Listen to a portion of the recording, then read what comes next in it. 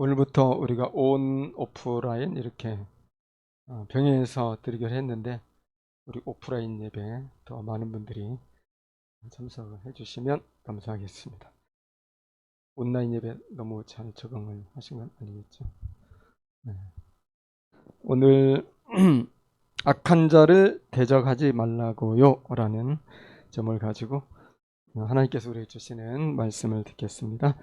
오늘부터 우리는 다시 마태복음 그 5장의 산상설교 말씀을 듣습니다. 지난번 말씀드렸던 것처럼 너희가 들었으나 나는 너희에게 이르노니 라고 해서 구약과 율법의 성취자로서 예수님께서 천국 율법으로 6개를 마태복음 5장에서 이렇게 주셨는데 그동안 4개 우리가 살펴봤죠? 다 기억나십니까? 분노하고 욕하는 것도 살인이다. 음욕을 마음에 품는 것도 간음이다. 음행의 이유 없이 이혼하는 것은 간음하게 하는 것이다. 맹세하지 말고 예, 아니요 해라. 그리고 오늘 5번째로 악한 자를 대적하지 말라입니다. 38절과 39절 보면 또 눈은 눈으로 이는 이로 갚으라 하였다는 것을 너희가 들었으나 나는 너희에게 이르노니 악한 자를 대적하지 말라. 눈은 눈으로 이는 이로 모세율법인데 우리 그렇게 잘 알려져 있죠. 동해보복법이다. 똑같이 보복을 한다는 거예요. 당한 그대로. 그래서 동해보복법이다. 또는 동일보복법이다. 뭐 여러 가지 말들이 있는데 그런 겁니다. 그리고 예수님께서는 율법 성취 차원에서 이것을 동해보복법을 이제 새롭게 해주셨는데 그 천국 계명은 뭐냐면 악한 자를 대적하지 말라는 것입니다. 보복하지 않는 건 당연하고 악한 자를 대적해서도 안 된다. 주님이 새롭게 주시는 말씀입니다. 여기서 악한 자를 대적하지 말라 이 말씀이 있는데 이것은 악한 방식으로 대적하지 말라. 정확히 말하면 그런 뜻입니다. 그래서 무조건 참고 굴욕을 당하고 그저 견뎌내고 이런 것이 아니라 악한 방식으로는 대적하지 말라. 그런 뜻인 거죠. 당시 유대인들은 이 동해보복법을 따라서 대적하고 보복하는 것에 거리낌이 없었습니다. 이 동해보복법은 모세 오경에 반복되어 나타나고 있어요. 출애굽기, 레위기, 신명기 쭉 나오는데 그 중에 출애굽기 21장 23절에서 25절 있는데 그거 제가 한번 읽어보겠습니다. 그러나 다른 해가 있으면 갑되 생명은 생명으로 눈은 눈으로 이는 이로 손은 손으로 발은 발로 된 것은 된 것으로 상하게 한 것은 상함으로 때린 것은 때림으로 갚을지니라.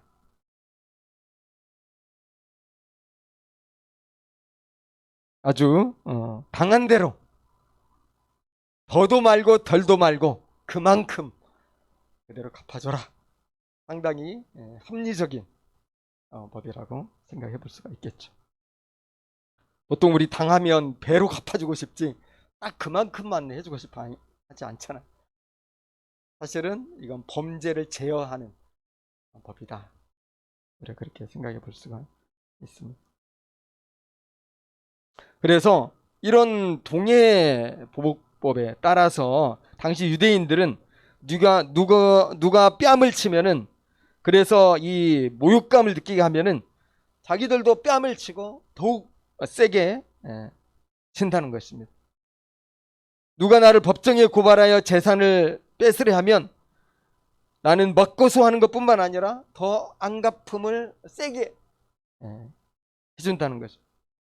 억지로 우리를 가게 하면 대항하거나 대항할 수 없으면 그냥 도망쳐버리고 아니면 나중에 힘을 길러서 대항을 하고 한다는 것입니다. 누가 빌려달라고 하고 꾸고자 하면 이런 지하에 거절을 하는 거죠. 그래서 당시 유대인들은 이런 방식으로 이렇게 살아왔어요. 여전하고 그럼에도 불구하고 그것이 그렇게 양심의 가책이 안 돼요. 왜냐하면 이 모세 율법이 있기 때문에. 눈에는 눈, 이에는 이, 너무나 분명하게 있기 때문에 보복하는 것이 문제가 안 돼요. 그런데 우리가 여기에서 문제가 있는데 뭐냐면 이 동해 보복법이라는 것은 사실은 개인들에게 주는 법이 아니에요. 사사롭게 한 사람 한 사람에게 너희들 이렇게 해라, 그런 법이 아니라는 거예요. 그럼 누구에게 준 법이에요? 정부에서 공식적으로 인정한 사법기관에 준 법이에요. 재판관이 공식적으로 이렇게 하라는 거예요.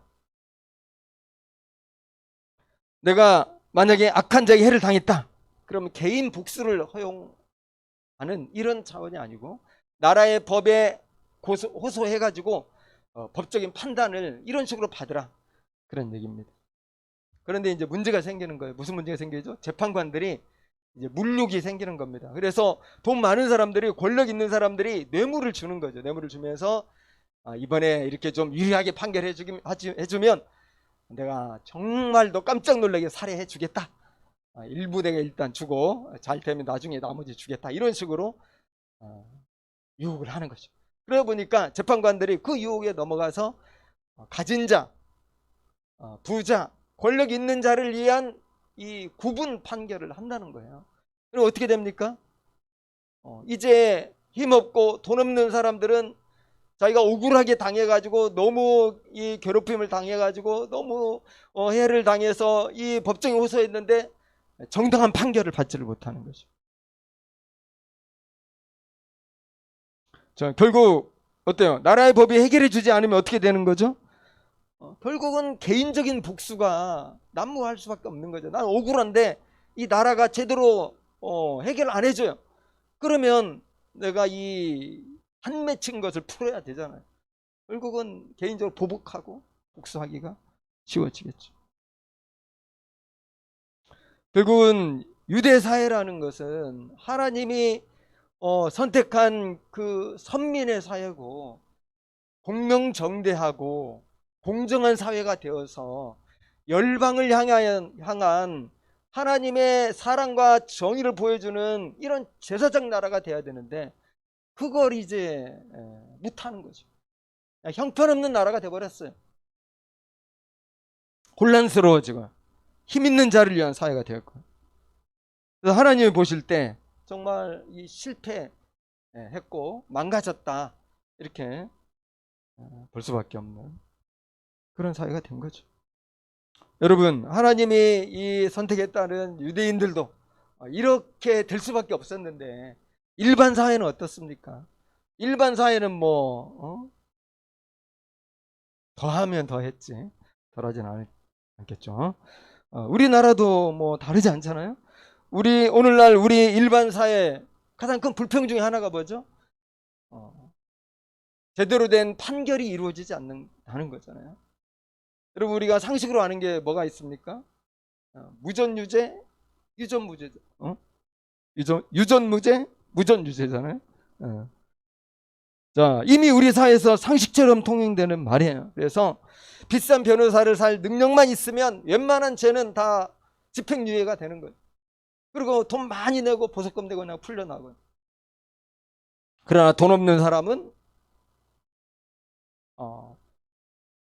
이 큰 범죄가 아님에도 불구하고 감옥에 들어가고 또 엄청난 큰 벌금을 내야 되고, 지금 오늘날 우리 사회 아닙니까? 그러다 보니까 이 판검사, 이 법원, 이 뭐 개혁 이런 얘기들이 많이 있는 거죠. 그러다 보니까 우리 사회도 이 법에 호소하기보다는 스스로 그냥 사건 사고들을 해결하려고 하는 경우가 종종 있는 것 같아요. 어떤 사람은요, 진료에 불만이 있다고 그래서 출근길에 치과 의사를 폭행해가지고 치과 의사 이 광대뼈가 다 부러지고 아주 중태에 빠뜨려버린 이런 일도 있고, 최근에 뉴스에 좀 나왔었는데 약속 늦은 친구와 말다툼하다가 친구를 폭행해가지고 얼마나 폭행을 했으면 이 반신마비가 될 정도로 했겠습니까? 참 우리의 사회에는 크고 작은 이런 류의 사건들이 정말 많이 있어요. 이런 걸 보면서 정말 우리 사회가 좀 더 공정한 사회가 되려면 이 동해보복법이 제대로 시행이 돼야 되지 않겠나, 이런 생각을 하게 됩니다. 빈부 귀천 뭐 남녀노소 상관없이 동해보복법이 시행된다면 억울한 사람들은 그만큼 줄겠죠. 적어도 내가 당한 만큼은 나라에서 풀어주니까. 그런데 대부분 다 돈으로 해결하거든요. 그러니까 이게 억울한 사람들이 참 없을 수가 없어. 그런데 여러분, 오늘 우리가 꼭 기억해야 되는 건 뭐냐면, 악한 자를 대적하지 말라, 이 말씀이잖아요. 이 말씀을 누구에게 주셨는가 하는 거죠. 이 말씀은 세상 사회에 주신 말씀이 아니에요. 또는 세상 국가나 정부에 주신 말도 아니고, 믿지 않는 세상 사람들에게 주시는 말씀도 아니고, 이 말씀을 듣는 대상자는 유일하죠.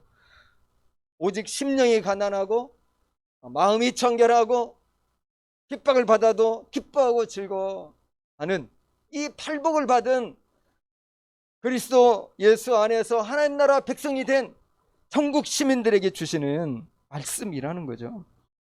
거듭나지 않은 사람들에게는 해당 없는 말씀이에요. 거듭난 우리들, 바로 이 교회에 속한 우리 각자에게 주시는 하나님의 말씀이라는 겁니다. 그래서 결국 주님께서는 우리들이 인격적으로 모욕을 당하고 무시당하고 때로는 무리한 요구를 들을 때에도 대적하지 말라고 그렇게 말씀을 하시는 거죠.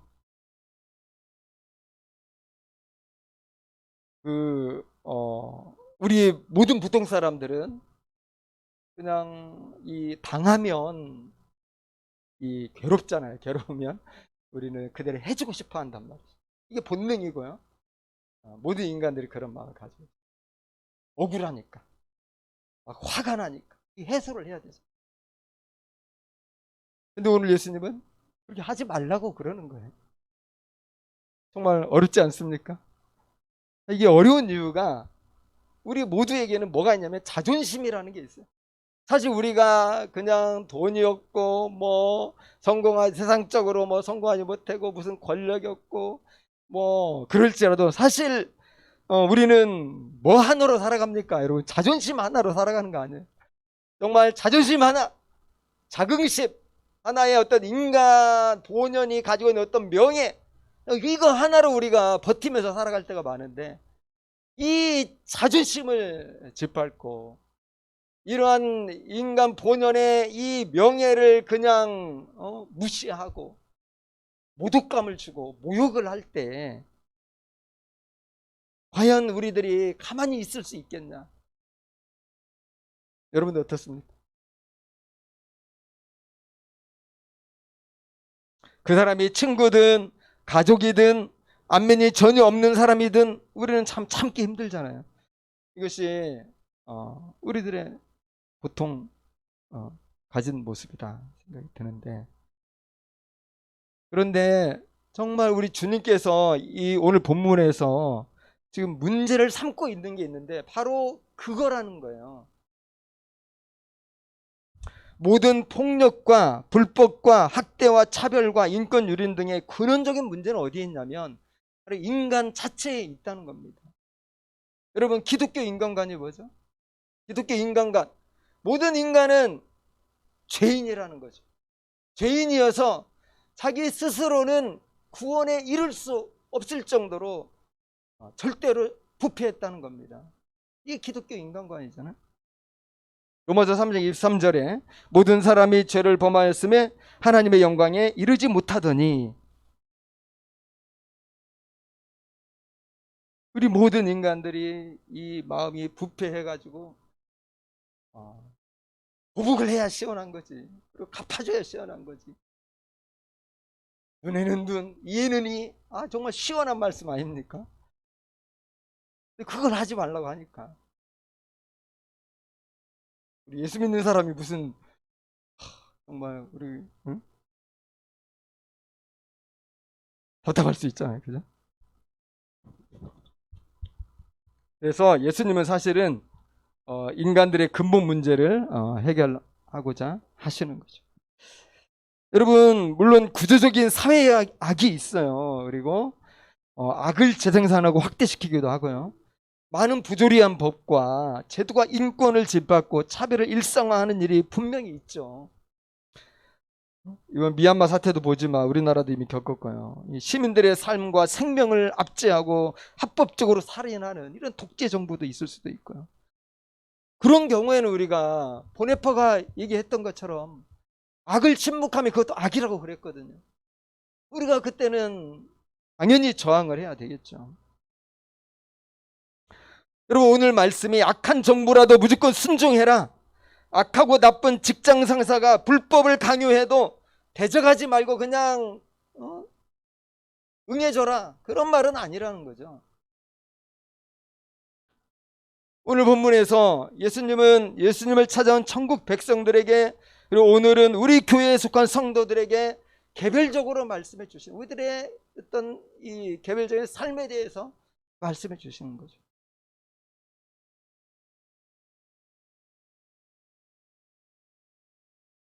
우리는 어떻게 하면 좋을까요?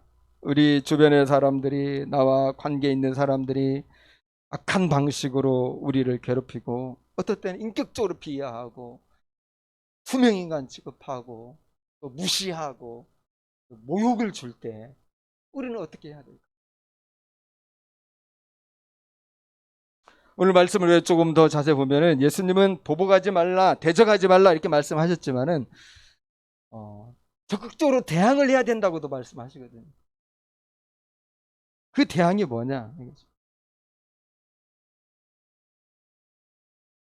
예수님께서 예를 드렸잖아요. 네 가지 예를 드렸어요.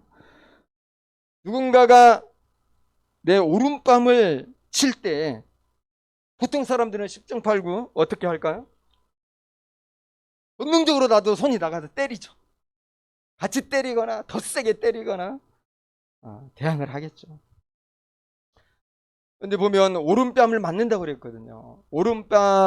내 오른뺨이 맞으려면 상대방이 나를 어떤 손으로 쳐야 됩니까? 왼손으로 쳐야 되겠죠.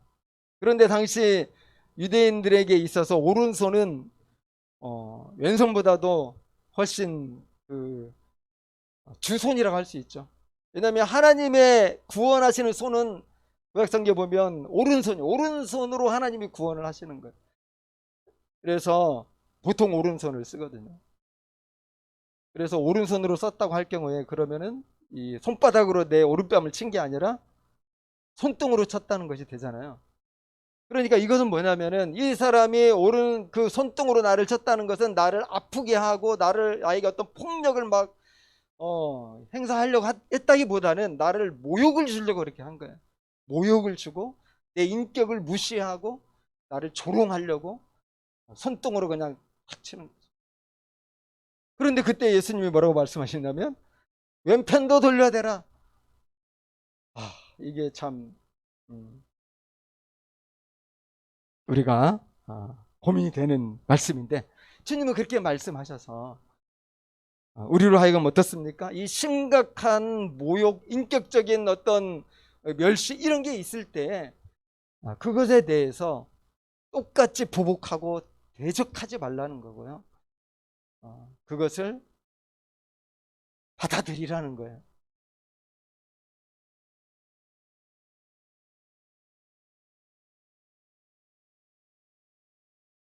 상대방을 공격하는 방식이 아니라, 미움과 증오심을 가지고 대항하는 방식이 아니라, 상대방이 놀랄 정도로 선하게 대응하라는 거예요. 자, 두 번째 예도 있습니다.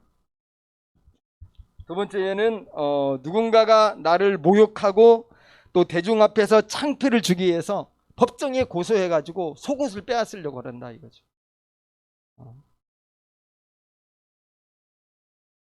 그럴 때는 겉옷까지도 줘라 이렇게 주님 말씀하십니다. 그리고 속옷을 빼앗고자 하는 자에게 겉옷까지 벗어주면 나는 어떻게 돼요? 벌거벗은 이런 모습이 되겠죠. 실제로 벌거벗어라 이런 의미는 아니고, 이 정도로 우리가 선하게 대응을 해야 된다는 겁니다. 역시 보복하지 말라는 것이고요. 모욕을 참아낼 뿐만 아니라 그것을 적극적으로 수용하라는 그런 의미입니다. 어려운 말씀이에요. 또 다른 예를 또 드는데, 이번에는 오리를 가자고 하면 심리까지 가져라는 것이죠. 여러분, 이것은 그런 거거든요. 그 당시 로마 군대는 유대인들을 징발할 권리가 있었어요. 그러니까 로마 군대가 이렇게 딱 갈 때에 짐꾼들이 필요하잖아요. 그러면 지나가던 유대인들, 저기 일하고 있는 유대인들 불러가지고 야, 우리 같이 가자 이렇게 한다는 거예요. 이것은 합법적이기 때문에 점령군으로서 당연한 그들의 권리이기 때문에 지배당하고 있는 유대인들은 그것에 마땅히 응해야 되는 거예요. 유대인들도 바쁘죠. 지금 막 약속지가 있어서 막 열심히 길을 가고 있어요. 지금 뭐 생사가 걸린 어떤 이 업무와 어떤 일을 지금 막 열심히 하고 있어요. 그런데 로마 군대가 야, 너 나와, 너 이 짐 지고 우리랑 오리 가야 되겠다 하면은 할 수 없이 해야 된다는 거예요. 아예 도망치든지 각오하고 도망치든지 아니면 뭐 대항을 하든지 할 수도 있겠지만 힘없는 뭐 평민들이 어떻게 하겠어? 가야지. 그럴 때 주님은 말씀하시기를 야, 오리만 가지 말고 심리를 더 가져라. 그렇게 적극적으로 그렇게 선을 행하라. 여러분, 이런 그 예가 하나 있잖아요. 구레네 시몬이잖아요. 이 로마 군병들이 예수님의 예수님이 십자가를 이렇게 지고 골고다 언덕 올라가게 해놓고 예수님이 쓰러지니까 구경하던 이 시몬을 붙잡아가지고 네가 지고 가 이렇게 해서 구레네 시몬이 십자가 지고 골고다 언덕 올라가잖아요. 이런 겁니다. 그럴 때 도망치거나 또는 막 싸우거나 그러지 말고 오히려 더 해줘라. 이런 주님의 말씀이고요. 그리고 끝으로 42절에 보면 네게 구하는 자에게 주며 네게 꾸고자 하는 자에게 거절하지 말라. 누군가가 나에게 시간이나 돈이나 무엇인가 요구하면은 거절하지 말고 요청에 응하라는 거고요. 사실 무슨 인과관계에 의한 요청이 아니라 막무가내로 이렇게 할 수도 있는데 그런 것들에 응할 수 있어야 된다. 여러분, 예수님이 네 가지 예를 드셨는데 사실 이 네 가지 예는 한 가지 공통점을 이야기하고 있어요. 한 가지 진리를 말하고 있죠. 눈에는 눈, 이에는 이로 보복하지 말고 도리어 선함을 가지고 적극적으로 대하라는 것이죠. 정말 이런 방식은 어떻습니까, 여러분? 이 세상에는 없는 방식이에요. 이 세상에 우리 사람들 사회에 이런 일이 있습니까? 없잖아요. 세상에는 없는 방식을 주님은 지금 당신의 자녀들에게는, 하나님의 백성들에게는 하라는 거예요. 너희는 하나님의 백성이니까 너희는 하나님의 백성의 그 삶의 윤리를, 사랑의 윤리를, 선의 윤리를 실천하라는 거예요. 악으로 아니죠. 선으로 악을 이기는 방식이죠. 그러니까 힘이 없기 때문에 어쩔 수 없이 굴욕감을 느끼면서 그냥 당하라는 건 아니에요. 또 나도 나름의 힘이 있기 때문에 2배, 3배 보복하고 그냥 복수하라는 것도 아니고요. 힘이 있든 없든 그리스도인이라는 거예요. 그리스도인으로서 이 모든 악을 선으로 이기라는 겁니다. 이것이 주님께서 우리들에게 주시는 가르침이죠. 여러분, 사실 이런 방식이야말로 이 세상에 만연한 이 보복과 폭력의 이런 악순환을 끊을 수 있겠죠. 세상에 평화를 만들어내고 하나님의 뜻을 이루는 방식이죠. 공동체의 평화와 인간관계의 평화를 이루는 아주 혁명적인 방식이에요. 우리 주님께서는 그것을 우리에게 말씀하시는 것이죠. 자, 우리 알겠어요. 그죠? 그렇구나. 우리는 다르니까. 그런데 과연 우리가 그렇게 할 수 있을까? 정말 속에 천불이 나고 참다 이게 억울해서 정말 못살 것 같잖아요. 어떻게 그렇게 하나? 그래요. 가장 큰 장애물이 있는데 그게 뭐죠? 그겁니다. 살아있는 자. 우리 속에 시퍼렇게 있는 자기 주장. 이거예요. 이것이 아주 큰 장애물이에요. 그래서 우리가 그렇게 하기가 참 어려워. 여러분, 자기 생각이 강하고 주관이 다 뚜렷하잖아요. 여러분들, 그죠?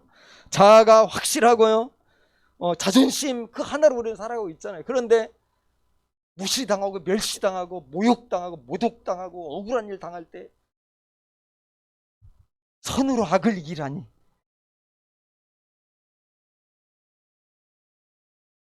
여러분, 그 지점이죠. 바로 그 지점이 예수님의 그 십자가의 죽음이 필요한 지점이라는 겁니다.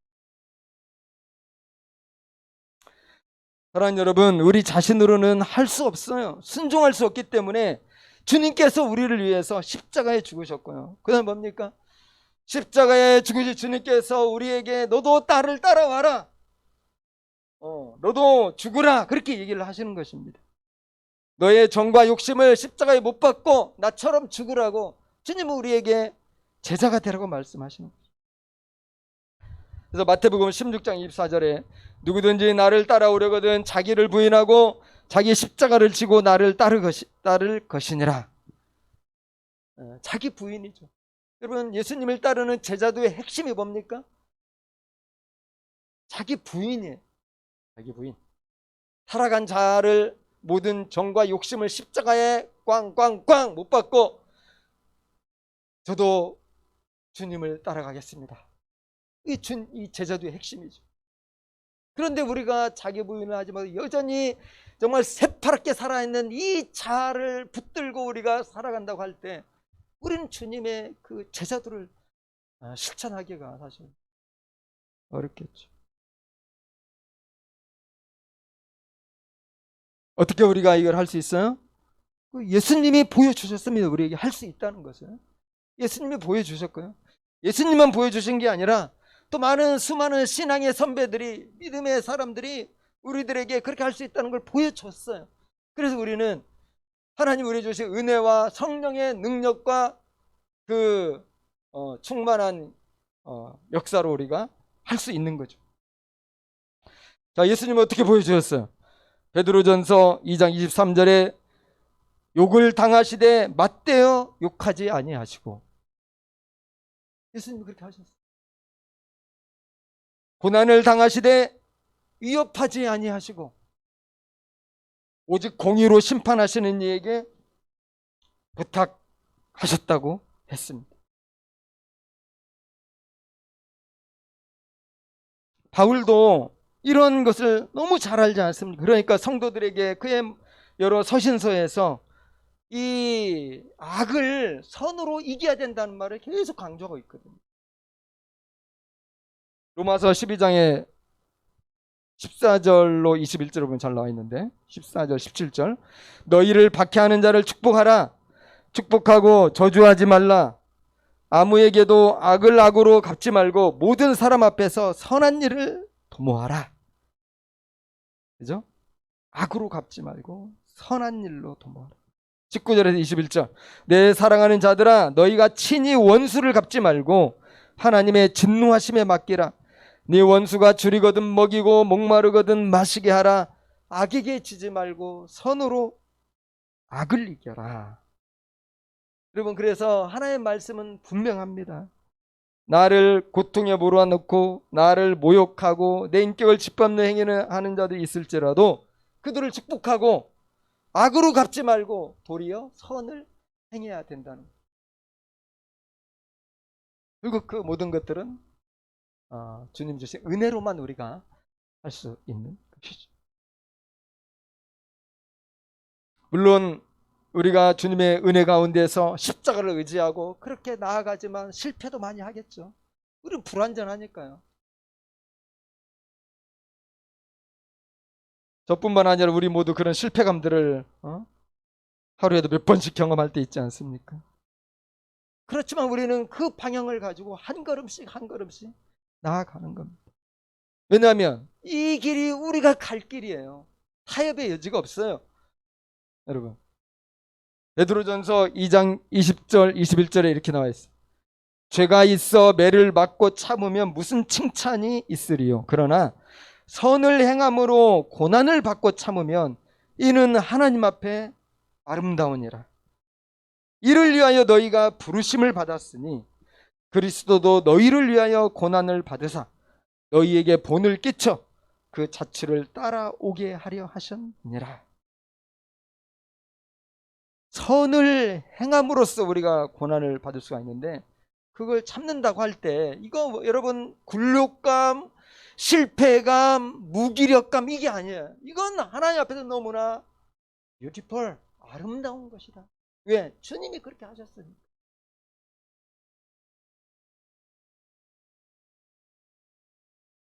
그래서 베드로 사도가 금방 얘기한 것처럼 이것이 우리를 향한 주님의 콜링이다 그랬어요.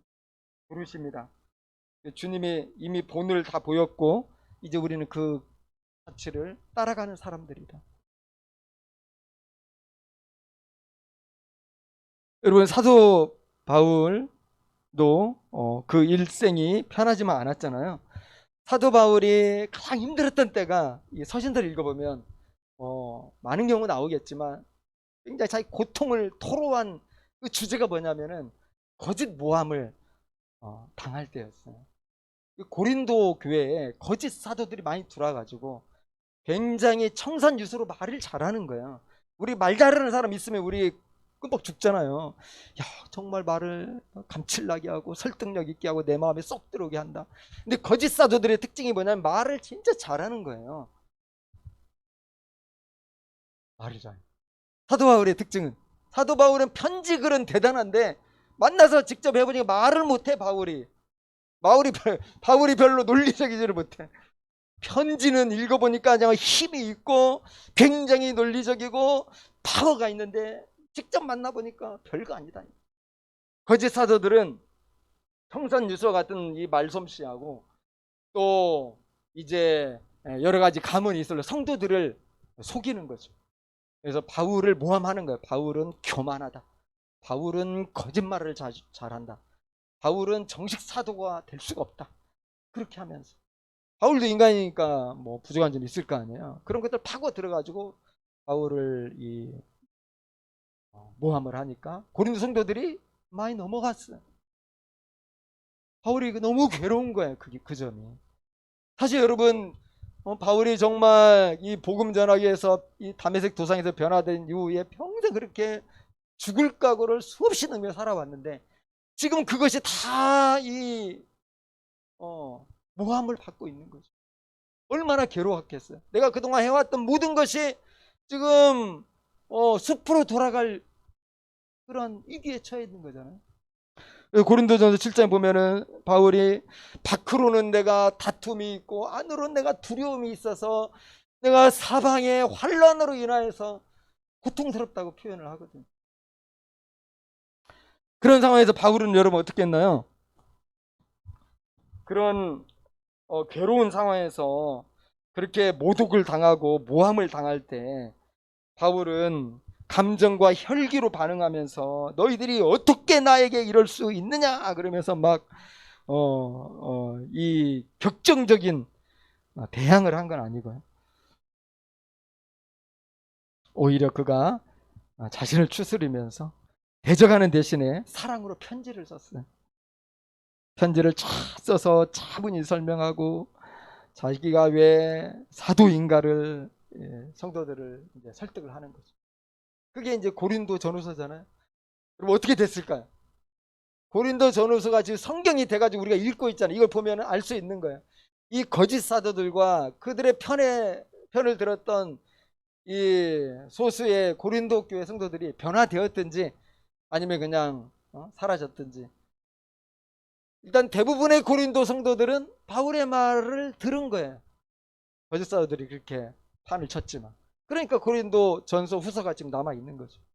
인정을 받았기. 거짓 사도들보다 바울의 말을 성도들이 결국은 신뢰했다는 증거입니다. 그래서 악한 자들을 대적하지 않고 자기를 부인하며 사랑으로 성도들을 대한 바울이 믿음으로 승리한 것입니다. 그때 바울을 붙잡아준 깊은 생각이 있어요. 이 생각을 저도 참 좋아하는데 우리 모두에게도 오래도록 기억할 그런 말이 되면 좋겠습니다. 고린도전서 4장 3절 4절.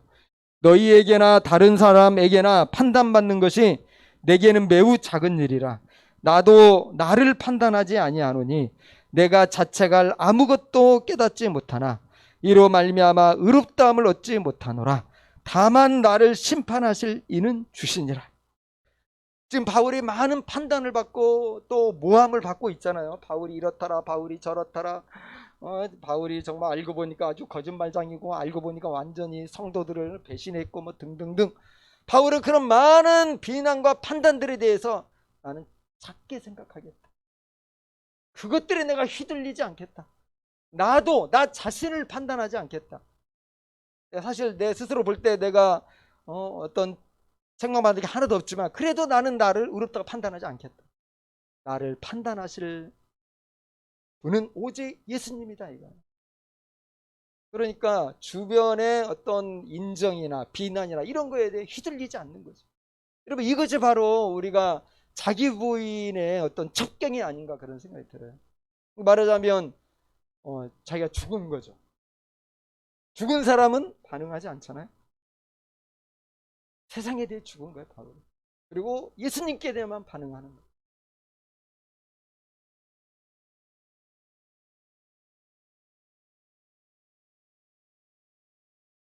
마틴 로이드 존스 유명한 이 설교자, 영국의 설교 우리 다 잘 알잖아요. 마틴 로이드 존스가 그 산상설교라는 이 설교집을 이렇게 남겼는데 그걸 읽다 보니까 마틴 로이드 존스가 조지 뮬러를 위대한 이러한 하나님의 사람으로 그 평가를 하고 있더라고요. 우리 조지 뮬러 하면 뭐 떠오릅니까? 5만 번 기도 응답 받았다. 그냥 기도의 용사다. 고아원 사역을 정말 하나님께 기도만 해가지고 그렇게 크게 펼치고 어려운 사람들 많이 도왔다. 뭐 이 정도 아는데 사실 이 조지 뮬러의 전기를 읽어보면 조지 뮬러는 누구보다도 말씀을 사랑했던 말씀의 사람이거든요. 하나님 말씀을 진짜 사랑하고 그 말씀을 연구하고 그 말씀을 묵상했던 사람이 조지 뮬러인데 이 로이드 존스는 이 조지 뮬러의 새로운 면을 얘기하는데 그는 철저하게 자기를 부인했던 사람이다. 조지 뮬러라는 자가 그는 스스로를 죽인 사람이다. 이렇게 이야기를 하더라고요. 그래서 그의 책에 보면은 조지 뮬러가 스스로 한 말을 인용하고 있는데 그걸 제가 한번 소개해 드릴게요. 지금 조지 뮬러가 하는 말입니다. 언젠가 제가 죽은 날이 조지 뮬러와 그의 의견과 그가 좋아하는 것들과 취미 및 그의 의지에 대해 철저히 죽은 날이 있었습니다. 세상과 세상의 인정과 비난에 대해 죽은 날이 있었습니다. 그때 이후로 저는 하나님께 인정받기 위해 골몰에 왔습니다. 어떻습니까? 조지 뮬러야말로 누군지 나를 따라오려거든 자기를 부인하라고 그랬는데 진짜 주님의 제자들을 따라가는 사람 아니에요? 자기를 죽었다고 생각하고요. 나는 정말 하나님께만 골몰한다는 거예요. 주님께만. 근데 이것은 성경에 나와 있는 그대로거든요. 로마서 6장 10절 11절 보면은 그런 말씀이 있어요. 예수님은 죄에 대해 죽었지만 하나님께 대해 살았기 때문에 너희들도 그렇게 해야 된다. 한번 읽어드릴게요. 그가 죽으심은 죄에 대하여 단번에 죽으심이요 그가 살아계시면 하나님께 대하여 살아계심이니 이와 같이 너희도 너희 자신을 죄에 대하여는 죽은 자요 그리스도 예수 안에서 하나님께 대하여는 살아있는 자로 여길지어다.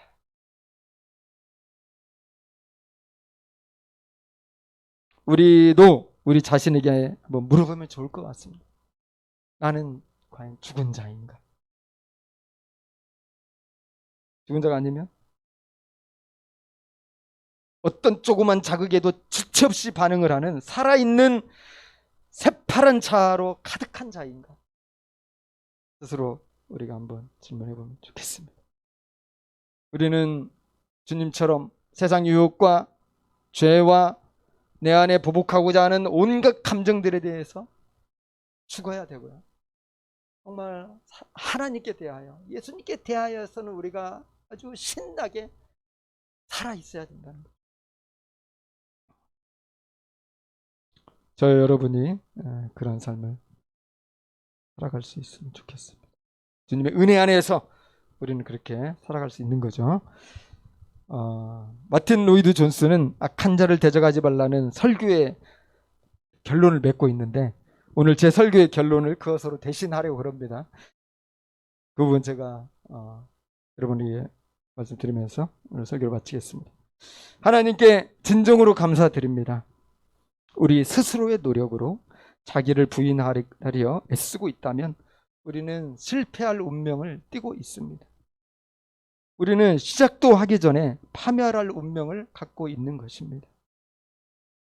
하지만 하나님이 성령을 보내시겠다고 약속하셨고, 그 약속대로 우리들 속에 오셔서 거하시며 일하시는 것에 우리의 소망이 있습니다.